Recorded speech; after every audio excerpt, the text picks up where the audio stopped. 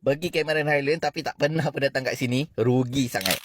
Ramai pergi Cameron Highland tapi tak pernah pun datang dekat sini. Sebab location dia saja lebih kurang 40 minit daripada Berincang. Belum lagi dari Tanah Rata. Yang naik Cameron Highland daripada Simpang Pulai memang dah biasa lalu kat sini. Tapi yang selalu naik turun tapah tu mungkin tak pernah datang dekat sini. Nama tempat ni Avon Chocolate and Ice Cream dan juga Greenview Garden dekat Blue Valley. Yang tak pernah datang tu memang rugi sebab masuk dekat sini free je. Tempat tak adalah besar sangat tapi komplit lah kalau nak tengok garden, kalau nak tengok binatang pun ada juga. Lepas tu boleh makan-makan dan beli sayur.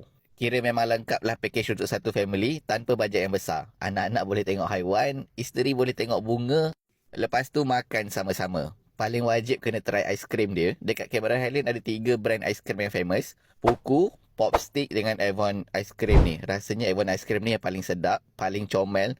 Cuma harga dia pun mungkin mahal sikit lah daripada yang lain. Tapi boleh lah nak rasa sekali-sekala. Kalau datang weekdays, boleh tengok diorang buat ice cream. Kalau nak makan dekat sini pun okey juga, unik. Sebab kafe ni dia jual makanan Jepun. Rasanya dekat atas-atas tu dah tak ada dah makanan Jepun. Lepas tu halal jakim. Tapi ini pun memerlukan poket yang tebal. Kalau nak jimat, kita jalan-jalan je lah. Semua bunga-bunga ni free je nak tengok. Banyak juga spot bergambar.